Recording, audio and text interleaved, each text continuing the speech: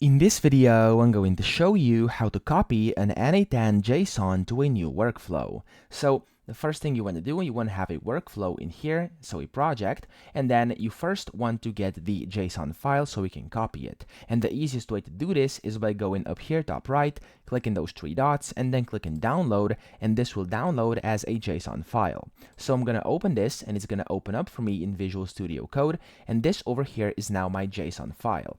Now, mind you, the step I'm going to show you right now can be done basically with any JSON code that's compatible with N8N. So you just want to copy this. I'm going to copy this one. I'm going to click basically Ctrl and A on my keyboard and then Ctrl and C to copy, or right click copy, doesn't really matter. And then I'm going to close this down. And then you want to go ahead and create a new workflow, okay? So I'm going to go to Overview, and then I'm going to actually save this.